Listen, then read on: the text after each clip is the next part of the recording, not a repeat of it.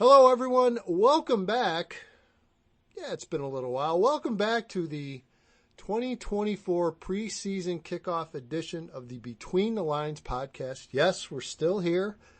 Yes, we're more than happy and excited to have you join us. And again, I'm your host, EDGYTIM, along with Mike Clark from the Chicago Sun-Times and various other entities. Mike, I think we can all kind of say that these days, the way the business is. We're all of very different entities, aren't we?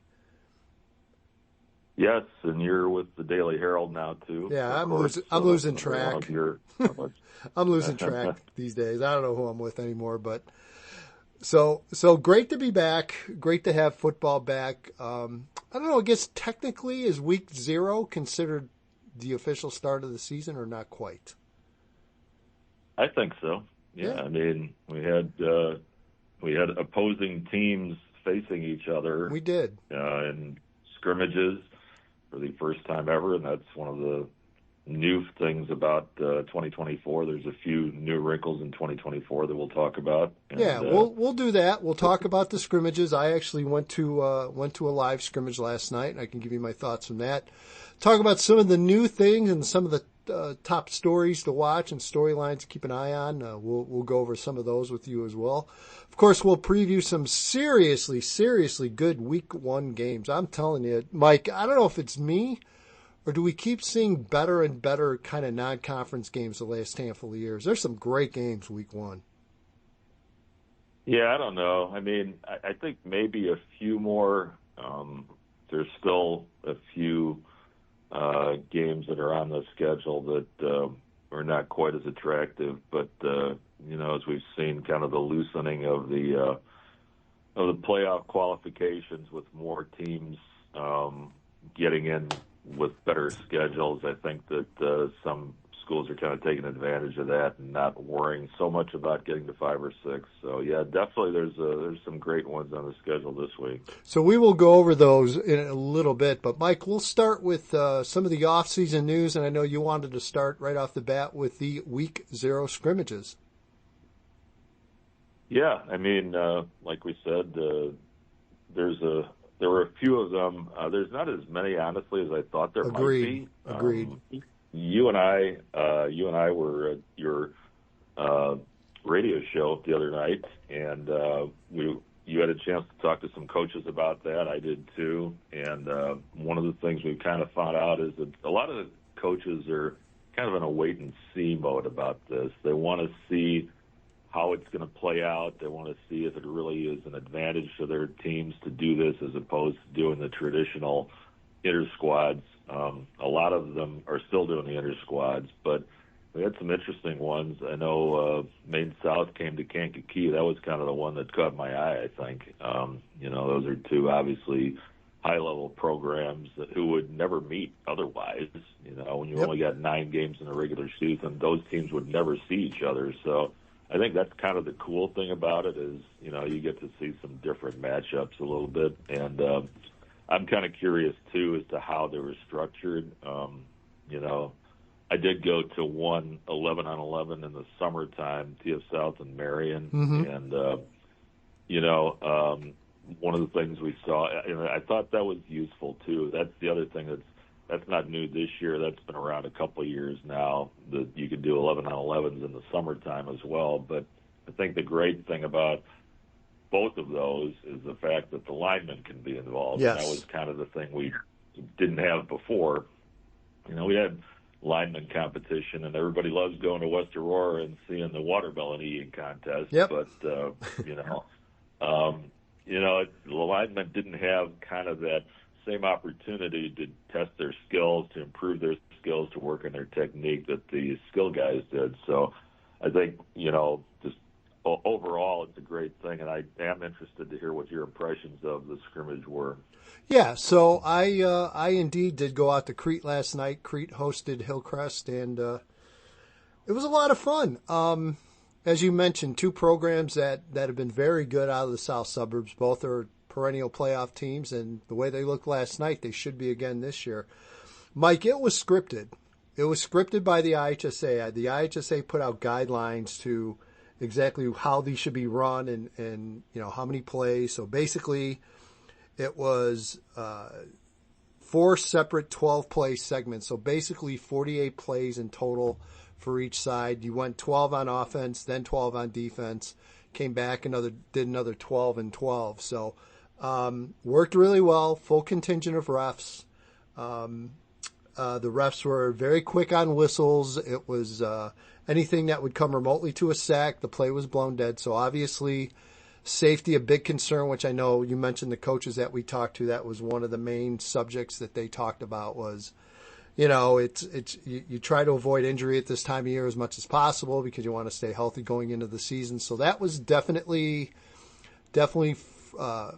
just up front and foremost. I think with both sides, I thought it was well played. It was clean. There were some penalties called, but again, you could tell, Mike, after about the first or second series of 12 plays, you could see both teams starting to kind of get into a groove and really get up to speed per se. So, really nice crowd. That was the thing that surprised me last night, Mike, was, Crete. I know Crete always draws pretty well at home, but it was a full home stand, and Hillcrest did pretty solid on the visitor side as well. So, people were obviously pretty hungry to come out and see some football, and it looked like a game. It felt like a game. It was a game. And, I think everything that I know, and I talked to John Konecki quite a bit afterwards and said everything that they had hoped to get done and accomplished, they were able to. And I know Hillcrest felt the same. So, I would say mission accomplished. One of the things you mentioned I thought was really interesting, and one of the factors why some of these coaches didn't feel the need to do it was when you mentioned practices, 11 on 11s, it seemed like that really took off this summer. That seemed to be probably more in the forefront this summer than I can ever remember.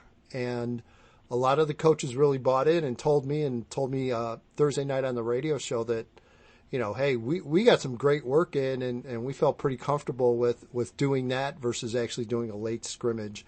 And then they also mentioned the timing of the scrimmage is that the only time you were allowed to do a week 0 scrimmage was last night or today. And coaches mentioned about maybe if they had the availability of maybe playing it in 2 weeks or 3 weeks before the season, it's something they would consider. But Mike, overall, I'd have to say, job well done. And then one last thing, you mentioned some of the matchups. I know I talked to some people that went to Sacred Heart Griffin last night. East St. Louis was there. And again, that's a matchup I don't think they've ever seen before. So yeah, I think it was better received downstate than it was up here for sure. I don't even think it's close. There were quite a few more in central and southern Illinois last night versus up this way.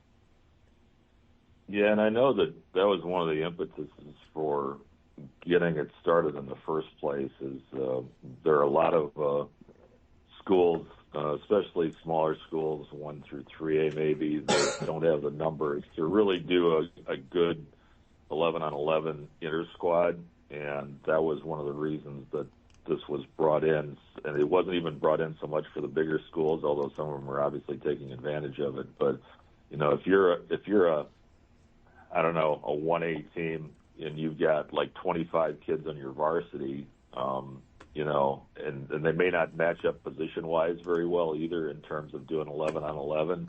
That's why you want to do an 11 on 11 against another school, because you can do that better. You can get more accomplished. Again, and there's certainly a lot of 1A, 2A teams, maybe 3A even, that are in the 20 to 25 to 30 range in terms of varsity kids. And then you don't want to bring up a JV kid, to go up against a varsity kid either. So having the scrimmages against another opponent, that probably makes sense why it was bigger in central Illinois, where obviously there's a lot more smaller programs. So that makes sense. Yeah, and it seemed like it was just more accepted down there this year. So we'll see. We'll see what happens going into next year.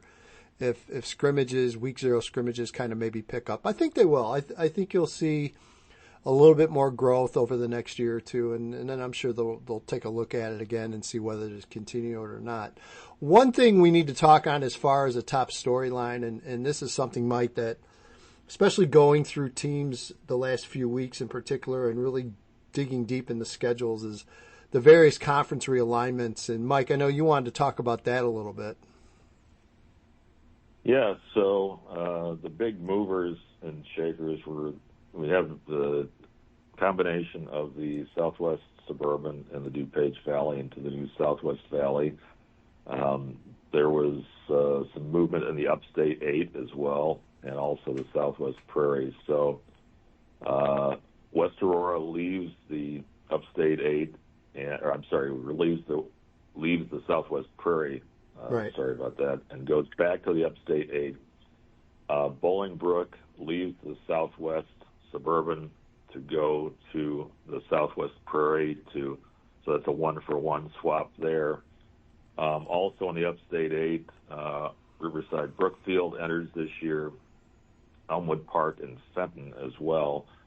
So that is not the Upstate 8 anymore. It's the Upstate quite a few, basically. Yeah. Yeah. Like the Big 18. Yes, exactly. And then we have the Southwest Valley. And this is, obviously this is something we've talked about a lot over these last few years. These are two conferences that have been unhappy with their makeup, not, in terms of, the schools don't like each other, but they're unhappy with the numbers that they've had. And so they thought that they would combine and have a little bit more stability, basically. So we've got the 15-school conference, 3 5-team divisions, football only. The Southwest Suburban and the DuPage Valley continue as before in all other sports. But we talked about this between us, certainly, and, it's really strange how the divisions were created. Yeah. And basically, they're all a mix of the two conferences. It's not like you have like one that's mostly Southwest Suburban or all Southwest Suburban and one that's all DuPage Valley. So they're all mixes, and the schedules are, in my opinion, a mess, and I'm not the only one who thinks this. Agreed. So okay, I guess this is kind of like the first rant of the year, right? Can we number that? Sure. Rant number 1. Ding, ding, ding, ding. There you go. Season. There we go. The Lincoln Ways aren't playing each other, none of them. Even though, as we know, there are 2 Lincoln Ways in the same town on opposite sides of New Lenox, and obviously Lincoln Way East is in Frankfort. All 3 of these schools, great rivalries. Don't get to see each other during the regular season, and it's crazy that doesn't happen. Also, we do not have a Neuqua Valley-Waubonsee Valley game this year, which is another great rivalry. Again, 2 teams in the same school district who don't play each other as well, and meanwhile we're creating games between schools that maybe never even played each other before. Yeah. I don't know. I mean, you'd have to look it up, but I'm pretty sure that some of these schools have never played each other before. So I don't get it. And you have some thoughts on that as well, so I'll turn it over to you. Yeah, I'm with you. First of all, I think what everyone needs to understand is this is for now a 1-year deal. So that tells me there's a lot of wiggle room there, and I'm not feeling overconfident that this is going to last and be a long-term thing. I guess for both conferences, I hope so. It seems to be one way to maybe try to resolve issues between both, and there's a couple of terrific conferences here, Mike. I mean, that Southwest Valley Blue is kind of ridiculous between Lincoln Way East, HF, Lockport, and then Neuqua and Naperville North. I mean, who comes in last? I mean, if you're picking this conference, you've got to pick someone first, and you also have to pick someone last. And it gave me CCL, ESCC Blue vibes, if that makes any sense. Where you look at, and they're, I'm sorry, they're both, all 5 of those teams made the playoffs last year, and right. That is unlikely to happen this year. It's possible, I suppose, with 4 and 5 teams getting in, so it's possible that they could all make the playoffs this year, but it's going to be a lot harder than it was last year. Yeah, and that's one of the many things. You mentioned it is football only, which makes things a little more scarier because there's not a whole lot of investment bought into this, obviously, just a 1 year for football. So we'll see. I'm absolutely just blown away and going to really be watching this close because I'm very, very interested to see how these two conferences, when they go head to head, how well they match up. Because as you said, Mike, we just haven't had a ton of that over the years. For whatever reason, they just seem to avoid each other, and maybe a one-off in the playoffs. I know Naperville Central's played a couple of the Southwest Suburban teams in the playoffs and what have you. But, yeah, it is it's going to be interesting. We'll leave it at that. It'll be very interesting. I guess the thing I wonder, too, is, how are these road teams going to travel to places they haven't been before ever, or if at all not recently? As an athletic director, football is a revenue sport at every high school, basically, and you need those big gates to help support your programs. And if some of these matchups are not too attractive to fans, well, then that could be a problem. You know? And again, it's like if you have Lincoln Way Central and Lincoln Way West, or Lincoln Way Central and Lincoln Way East playing, how many people do you think it would be at those games? Or Wabansie and Nequa. I've been to the Wabansie Nequa game a number of times. Yep. And those stands are packed. You could get 8,000 people there. It wouldn't surprise me. Some of these other matchups are just not going to get that kind of a crowd. Yeah, and that was funny you mentioned that Thursday night about Nequa and Wabansie, and man, Mike, I go back. I remember some unbelievable games at North Central College, and you're right. 8,000. You're talking more like 10 to 12,000 by the time you took out all the people hanging around outside and up on the hill and what have you. Some amazing games, and just to not have that, it's kind of hard to stomach. And I got to imagine if this thing goes on for more than a year, they've got to find a way to sit down and work it out to bring some of those back, because I'm sure the schools are going to want to bring them back first and foremost. Yeah, you got to have protected games. That's one of the things that the Big Ten, the 18-team Big Ten has. They have protected games. There are games that are always going to be played in the Big Ten, and that's the way it should be. Can you imagine not having Indiana-Purdue, the bucket game at the end of the year? Can you imagine not having Illinois-Northwestern? And go down the list. Those games have to be played every year. So yeah, there is no doubt about it. As far as other storylines to watch, Mike, you ask a tremendous question here, and it's one I definitely wanted to get into. But Mike, you asked the question this week of, can anyone beat Loyola? Well, that's a good question. Yep. Well, Loyola is 47-2 in its last 49 games. The two losses were to Mount Carmel. That was their last loss, actually, in Week 9 of the let me get this right, that'd be the 2022 season. And, oh, man, now I'm blanking on the other loss. And you got to go back. Feeling bad here, but it's okay. Yeah. Lincoln Way East, is that? Was that the one? I think it was, yeah. Was that like a semifinal? I think it was a semifinal game. Yeah. Right, yeah. So, and one of the things we talked about a lot last year, too, what's going to happen with Loyola without John Holisek there. Bo Deschiro comes in, does a tremendous job. They go 14-0 his first season. And, one of the things that just feels like the program is on another level right now. John Holisek, by the way, is back at Loyola. Yeah, Lord Vader has returned from the Death Star. So, yeah, great. Yeah, he took a year off.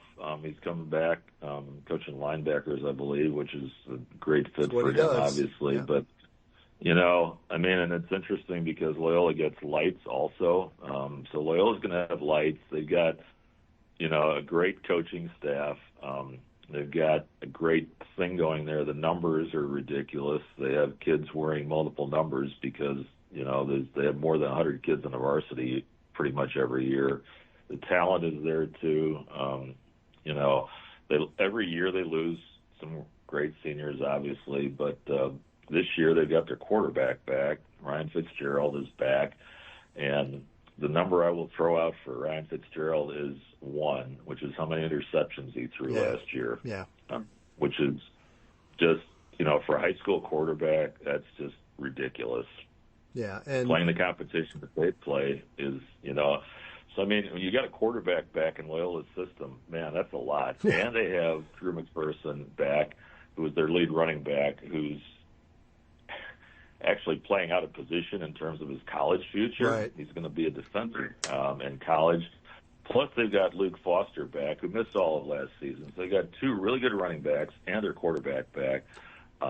Donovan Robinson, who's back, who's a power 4 guy, and it's up and down the roster. They're absolutely stacked, and you mentioned schedule. They don't duck anyone. I mean, their non-conference schedule is as good as anyone. Week 1, they're at Illinois State taking on East St. Louis, which again is probably arguably one of the best games in the state for Week 1, and it just goes on and on and on. And you mentioned the roster and the size and the depth, and it is just something completely different. And you have to be impressed. In Week 2, they go to Glenbard West on a Saturday. Nope, Mike, no one wants to go to Glenbard West on a Saturday. So you know what you're getting into when you play the hitters at home. And you know what? I give Loyola all the credit in the world. They're getting out. They're playing in the best competition they can play. This is probably the first year in a while, Mike, I can't remember Loyola not playing someone from out of state. Yeah, they've had to be creative scheduling-wise because they haven't been able to get good teams to play them in state. And it goes back to the point you were making before that you're seeing better games now. So that's a great thing for fans, for sure. I mean, I think it's good for the teams, too. Yep. It's good for Loyola to be playing East St. Louis and Glenbard West. It's good for Glenbard West to be playing Loyola. So, I mean, there's really not any losers here. No. And I credit the coaches for not ducking anybody either because, we've had coaches in the past that certainly did not play the kind of competition that they probably should have. And, maybe it hurt them at the end of the year. And I think that coaches are, realizing, if you play good teams during the regular season, you're probably going to be better for it. So no doubt. So the one question. It's good. Go ahead, Mike. Finish your thought. I'm sorry. No. Go ahead. I'm done. So the one question off of that Loyola question I wanted to spin to you, and it's something that I continue to find, especially the past handful of years. Is it me or is it now than ever before been more of a case of the usual suspects? I mean, you look at the top 5, top 10, it's literally almost the same teams every year. Can you remember another time when it's been like that? Or maybe it's always been like that. We just won't realize it or admit it. Well, we talked to Steve Soucy the other night at your radio show, and he told us his methodology. He has actually projected brackets already, and they're in the Friday Night Drive preseason yearbook, which is a great product. I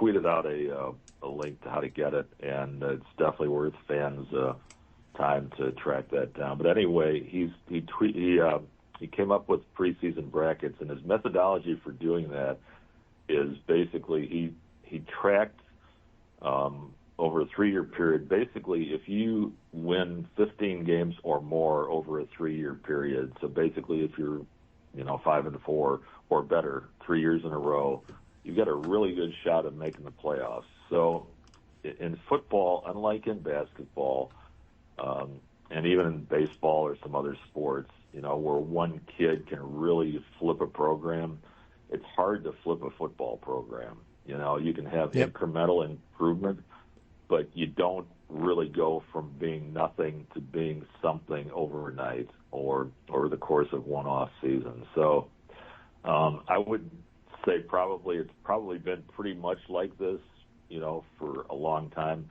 And there's some ebbs and flows. I mean, some teams are a little bit better and then maybe slip a little bit, and some teams are good and get better. York would be an example of the latter one under Mike Fitzgerald.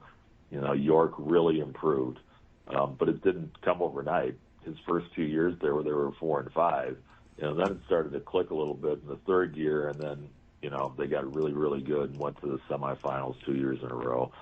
So it takes time to get that kind of improvement. So I think you're probably right, that, it is kind of the same, the usual suspects, year after year. And it's just kind of a question of, if you have a great senior class or if your senior class is a little bit down, then maybe there's a little bit of, movement within that group.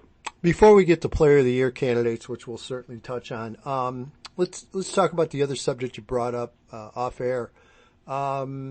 It definitely looks like we saw this last year where we saw more than a handful of 4 and 5 teams get into the playoffs as at large. It certainly seems like it's trending that way again this year, yes? Yeah, and there's one specific reason for it too, and I hope that the rest of the state will give the public league some credit for this, because one of the things that we've heard the last few years as we get into the playoff selection process, there's too many public league teams in the playoffs, who are not competitive and are keeping deserving teams out of the playoffs. This has been a constant drumbeat, basically, and the public league listened, and they said, yeah, we need to get our house in order. We need to get our teams better before we can think about competing on a higher level. There's some exceptions to the rule, obviously. You've got Morgan Park's been to the 5A quarterfinals 2 years in a row, and there's a program that would be good, whether they're in the public league or anywhere. Not. But there's Agreed. Yeah, but basically what we've got is, and Steve, as Susie talked about this, it's like we're probably going to have, maybe 14, 15 public league teams in the playoffs this year, and in recent years we've had as many as 26. So that's maybe a dozen extra spots, 8 to 10 to 12 extra spots for teams that are going to be 4 and 5 that have a chance to get in, like Nazareth last year. I think there were 6 last year, Steve said, and he's expecting there to be more this year. Yep. So that's basically the reason. People are wondering, how is this happening? Well, that's basically the reason. The public league realigned their conferences and changed the rules about who can get in. The red division is the same. You can still get in the red. Yep. If you hit, whatever the number is, 5 wins for most teams, possibly 4 wins. But it's the next tier conferences that it's going to be harder for those teams to get into the playoffs, and those are the teams that basically have had the most trouble competing against other teams in the state playoffs. So that's what's going on. I would give Mike, real quick, in that scenario, in that formula, I would also give a nod to 8-man football, like it or not.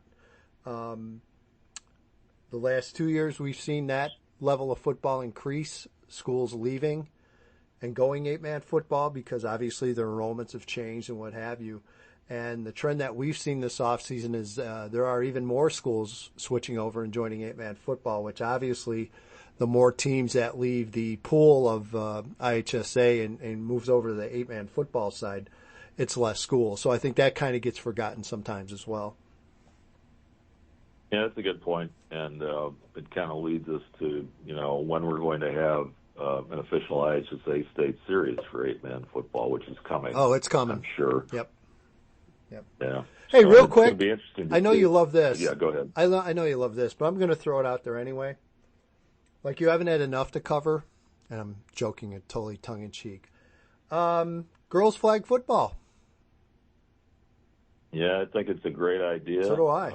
We talked about it a little bit last year. I remember I went out to Kenwood, rather, a few years ago when they were just getting started, and they had kind of so for those of you who aren't familiar, and I would imagine a lot of our listeners probably aren't familiar with it, first of all, the game is shorter. The games last about 50 minutes, basically. So, and the way they did it, the way they set it up is that they had like a jamboree type of a format, but these were actual games, and the difference is that you can play multiple games in a day, girls flag football, just because of the nature of the sport. It's not, it doesn't take as much out of the athletes as tackle football does, honestly. I mean, obviously you couldn't play tackle football more than once a week, but flag football, you can play 2 games in a day sometimes, especially if you have the numbers. But it's a really exciting sport, very fast-paced, and it's a lot of fun. And I talked to some of the kids who were playing, and they didn't play anything else. And that's one of the things that's great about it, because it's kind of expanding the pool of sports for kids who didn't quite find their niche anywhere else. And the other sport that's happening with is girls wrestling, which is really exploding now too. We have a girls flag football state series this year for the first time, and girls wrestling state series has been around for 3 years now, and the numbers just keep getting bigger and bigger and bigger. And flag football, I think, is going to be the same way. I know there were a few schools that kind of held off this year because it was just tough. The state series didn't even get approved until the spring, and getting the infrastructure in place, coaches, and organizing schedules and so on and so forth. A lot of schools said, I don't think we can do that this year.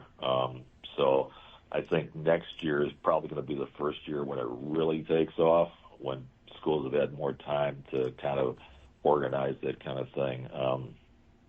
The one thing I wondered about a little bit is having it in the fall, where there's sometimes some competition for referees and for field space. But I'm told that,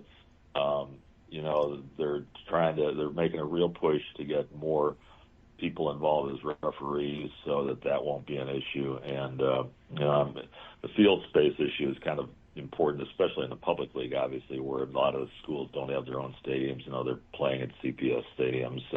But they're going to work it out. I mean, they'll be playing games like maybe on Wednesdays or maybe on Mondays and stuff like that. So, I mean, it's something that has to be worked out, but it will be. And I'm excited about it. I'm looking forward to that. And I actually, you're talking about 8-man. I've never seen an 8-man football game live. So, maybe this year we'll see. Yeah, that'll be nice. Well, you'd have to travel a little bit. I think that's one of the things with 8-man that you'll realize is, I'm going to guess, probably the Kankakee areas. Well, yeah, actually where you live. Yeah, okay, so you might be able to pull that off relatively a lot easier now than it was a couple of years ago for you. I am also going to go out to a flag football game this year. So there you go. Okay. Look at us expanding our boundaries and our travels. So. All right, let's move on. I know you wanted to touch a little bit on Player of the Year, which is obviously a subject that I think last year we kicked that can down the road for about 7 weeks before we finally tackled it, because obviously you don't want to leave kids out and you want to get a feel for it. But preseason-wise, Mike, sure, I'm more than happy to talk about it. Throw some names out there. Who are some names you think we need to consider for Player of the Year? Well, I think the difference this year is that we've got so many good kids coming back. Yeah. There were a lot of juniors last year and even sophomores who were, who put up numbers that would suggest that they could be players of the year. Ryan Fitzgerald, we've talked about. He's clearly a candidate because, the Player of the Year award is basically like the Heisman. It goes to a skilled player on a elite team. And I feel bad for linemen, honestly. And I thought last year that Justin Scott might have a chance to be the Player of the Year. He had some injury issues. He didn't play quite as much toward the end of the season. But, I mean, he was clearly an elite player and probably the first lineman you would have even thought about in that conversation for a while. Jack Elliott, also coming off a state championship season. He threw and ran for around 4,000 yards and something like 41 touchdowns from Mount Carmel. Only loss was to Loyola in a really good game. So those are two, obviously. If you want to get beyond that, Talon Taylor from Geneva is an elite prospect going to Georgia. Receiver. You gotta throw in Jonas Williams. I mean, one of the biggest storylines transferring to Lincoln Way East, and probably the one thing that Lincoln Way East had kind of been missing the last probably quite a few years, but they've had good quarterback play. They haven't had great quarterback play, and now you know where I'm going Friday week 1, because I'm just really, really interested to see how different Lincoln Way East will be with Jonas Williams under center. Yeah, absolutely. And I mean, and there's some other players as well, but I think those are probably like the biggest names that we would be thinking about, just off the start of the year. And there's always going to be players that are going to kind of step up. And there's a lot of quarterbacks out there this year too. Colton Gamino from Hersey, who's going to UCLA, is coming off a tremendous season. Constantine Coins from Maine South. Well, how about last year? I'm glad you brought him up because, you're right. And he's got, obviously, people realize Jamison Purcell, the sophomore, already has Power 4 offers, but, Constantine's had an unbelievable year last year. I remember covering that week 1 game where the senior starter goes down and Constantine just steps in, and they didn't miss a beat. And again, he's got that experience from last year, so he's definitely a candidate. And the other one I'll throw out there is Logan, the franchise, Malachuk from Naz. I mean, look at what this kid's accomplished in his 4 years. 3 years, going to be 4 years. Right, yeah, two-time defending state champ. I mean, there's other ones, too. Owen Lansue from Downers North, who's going to Minnesota. Took them to the title game as a sophomore. And you got to throw in Logan Abrams from Cary Grove, who, when I wrote this in the Sun-Times this week, when Cary Grove has a good fullback, man, they're good. They're as good as any team in the state. Yeah. He's a great one. He's got 2 more years left. I mean, another transfer besides Jonas, Nasir Rankin from Morgan Park. Yeah. Who is great hoop player. Be a D1. Right, exactly. Yeah, he's getting big-time D1 interest in football and basketball. He's a receiver, going to fit in very well with Morgan Park's offense, with Marcus Thaxton, another senior quarterback, coming back again this year. So, and there's a few others. I mean, I just threw out there in my top 10 offense list, Aaron Stewart from Warren, who is nice running back. Well, he's the best wrestler in the state right now. As a sophomore, he's a defending IHSA state champion. He's a 2-time defending Fargo state champion in Greco-Roman and in freestyle. So he's just a tremendous athlete. And then this is a kid that, is kind of an interesting one, too. 3-sport athlete out of St. Francis, Gavin Mueller. 6'5", junior tight end. He hasn't played football in high school yet. He's got offers from Florida and Wisconsin and Illinois, among others. But he is a starter on the basketball team, and he won the sectional in the throws in track and field. So, that's a guy who, wasn't on our radar, but now he's back out. And, so there's a few names for you. There's certainly some great defenders out there as well, that may be in the mix. Although, again, it's hard for a defensive player to be player of the year. That's Nathaniel Marshall at Fenwick, who just decommitted from Michigan, committed to Auburn. He's a defensive end, tight end. He can play just about anywhere he wants, and he's a high-profile name. And, you're right, Mike. We can go on and on and on. There is no doubt about it early. But, there's definitely a lot of names to keep an eye on, and we'll obviously follow that as the season moves along. So check in with us every week, and we'll update and let you know who some of the candidates are as the year moves on. We'll get into top week games now, Mike. And again, I have a list on my site of about 30, but I'm going to stick with your list. Yours is a little more condensed, which is good. The game that I'm going to cover this Friday, Maine South at Lincoln Way East, Mike. That's to me, it's one of the top games in the state. Yeah, again, 2 quarterbacks, Jonas Williams from Lincoln Way East, Constantine Coins from Maine South. There's a lot of other good pieces around them, too. Lincoln Way East has Trez Vonar, who's a pretty good tight end, and, a favorite of the coach, obviously. Zion Gist is a running back for Lincoln Way East. Caden O'Rourke, Northwestern-bound defensive end rusher.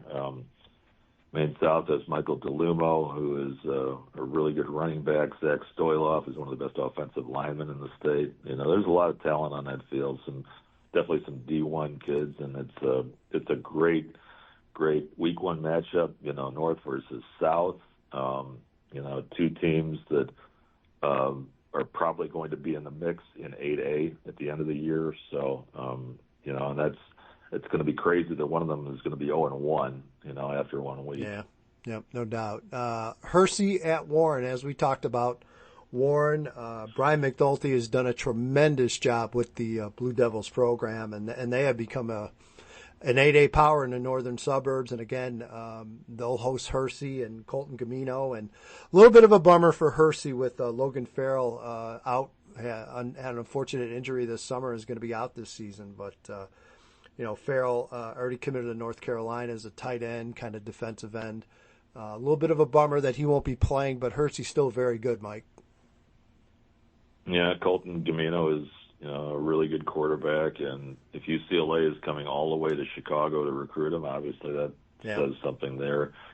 Warren, we talked about Aaron Stewart. Their quarterback is back as well. They got 19 starters back, which is really crazy. For a school that size, an 8A program, you don't usually see 19 starters coming back at an 8A school, especially a powerhouse like Warren. So that's a great matchup up in the north suburbs for sure. Kankakee at Naz, which Mike has become it's kind of almost a tradition now, week one, for these two to go after each other. And again, was it a couple years ago, Naz pulled off an amazing 2-0 win over Kankakee, and then the K's got him back and got the win last year. So this is the third game, and again, this has been a really good game both times so far. Yeah, I was at last year's game, and the thing that really impressed me is Kankakee's defense was just really tough in this game, where they had to be with Logan Malachuk as a really good quarterback, and that was just some elite level battles there. Kankakee did win the game. Kankakee lost some key offensive pieces. Tony Phillips, the running back, Lorenz Walters, the quarterback. So it's going to be interesting to see, how the K's, kind of fill some of those pieces. Nazareth, we talked about, one of the things that Tim Rackey has talked about is, this is like one of the oddest stats. Last 2 years, Nazareth is 9-9 in the regular season and 10-0 in the playoffs. Yep. And Tim said that we don't want to be sweating it as much this year when it comes down to getting into the playoffs. So they put a real emphasis on being better in the regular season, which is kind of funny because almost no coach has ever said that. We want to be better in the regular season this year.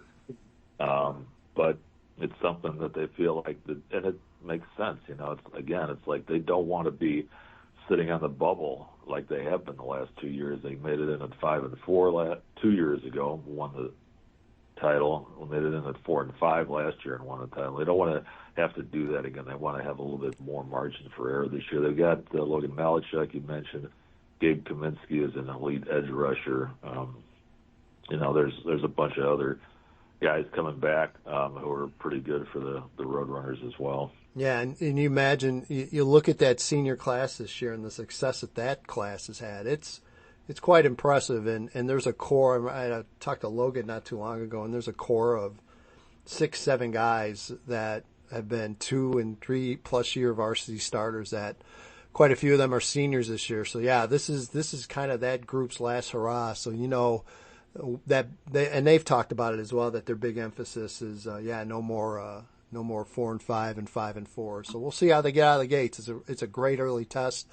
Game that I'm going to cover Saturday night down at Illinois State, Hancock Stadium. It will be Loyola taking on East St. Louis. And Mike, I was down there last year for Mount Carmel, and that was a tremendous game. And I'm kind of expecting the same thing with Loyola and East St. Louis.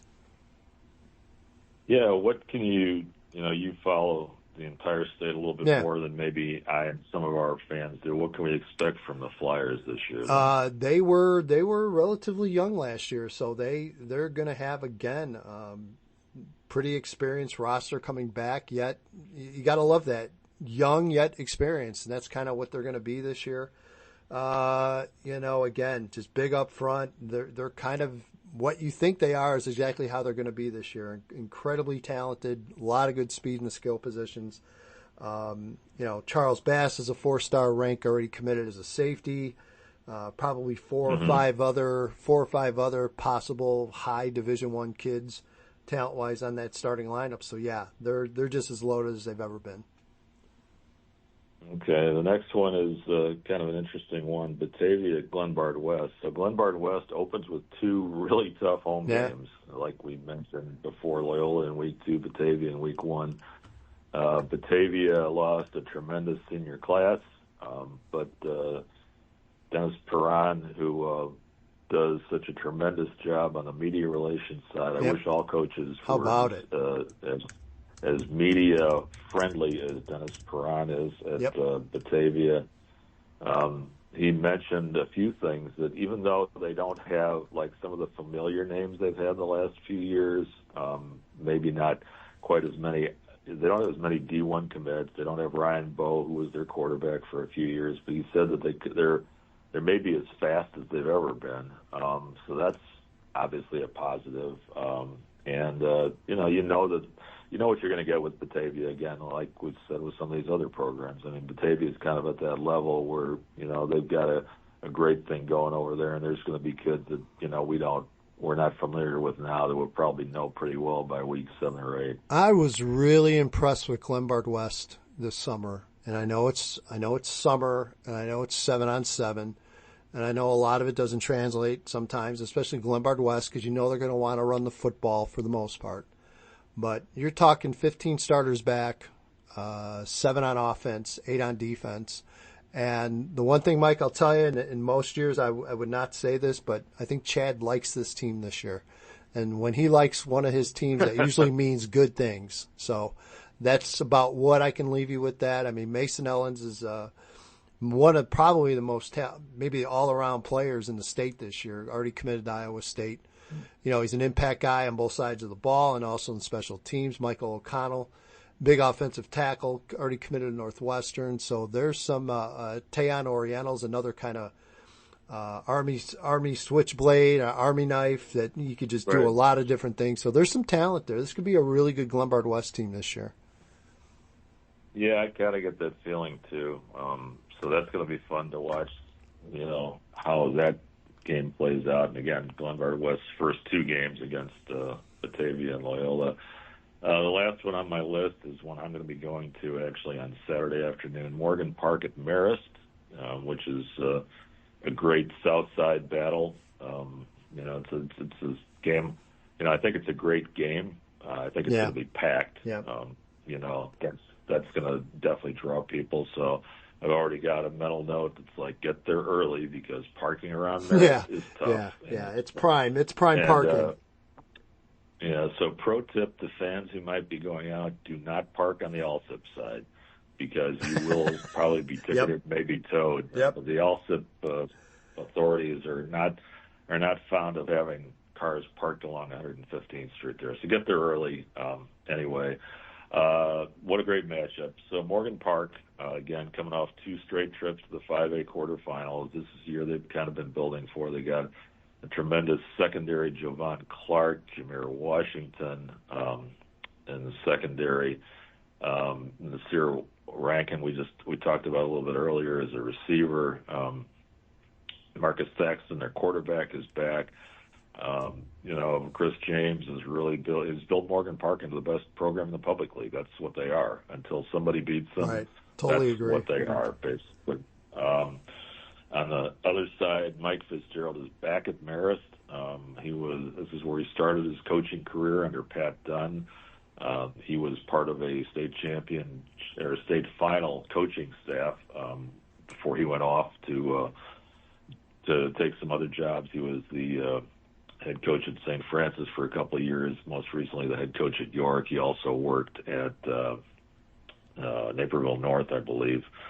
But he's one of the state's rising young coaches.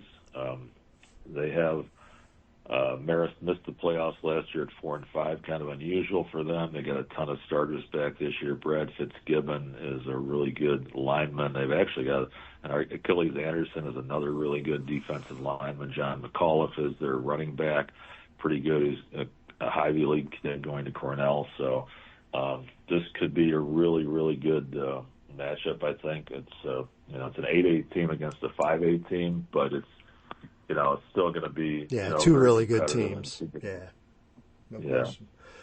You mentioned Achilles Anderson. There's a kid already committed to Harvard, but I'll tell you what, Mike, he's going to continue to get recruited by Power 4 and bigger Division I schools because he's kind of a late bloomer. But yeah, he's just physically and recruiting wise blown up this spring and summer. So yeah, he's definitely another name to watch. And Mike, I'm going to be honest with you, I'm kind of still debating whether to go to Batavia, Glenbard West, or Morgan Park Marist.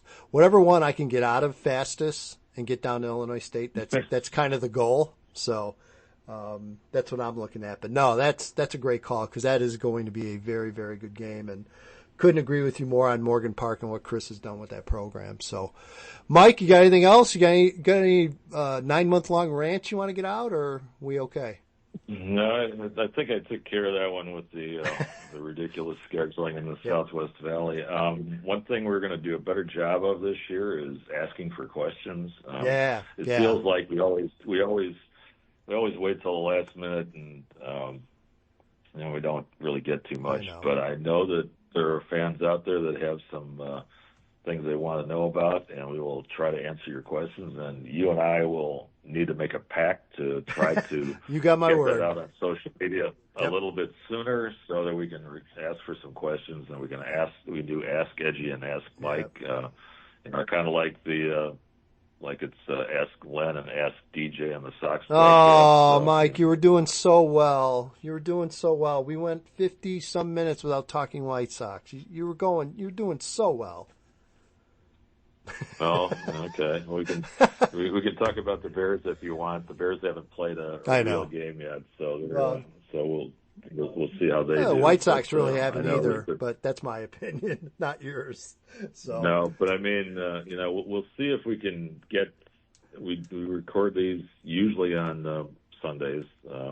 This week it's a Saturday, and I can tell the fans that. I can always tell how the Bears did, even if I didn't watch the game, which I usually do anyway, by how grumpy Edgy is when we start. No doubt. When we start recording, because if the Bears don't play very well, Edgy is a little grumpy. I am. Hopefully, we will have some happy Edgy Sundays to share with the fans this year. And one other thing we're letting everyone know: if you have a business and you would like to be a sponsor of Between the Lines podcast, we would love to listen and talk to you. We'd love to help you out. So again, you can get a hold of me if you follow me on X or Twitter or whatever you want to call it, at EDGYTIM. My email, edgytim@edgytim.com, and talk to us. We'll definitely try to make it work for both of us. And Mike, I know you're not adverse to anyone advertising and helping us continue to pay our bills. No, I mean that's actually. I'll say this real quick. I know we're getting to the end of our broadcast here, or our podcast here, but the supporting content like this. Whether it's a podcast or whether it's Edgy's website or whether it's the work that I do for various outlets, Edgy and you and I put a lot of effort into our content. We talk to coaches, we reach out to them via text and email, we do our reading, we do our homework. You watch film, I know, quite a bit, especially on the recruiting side. And, we like to be rewarded for our work, certainly. And,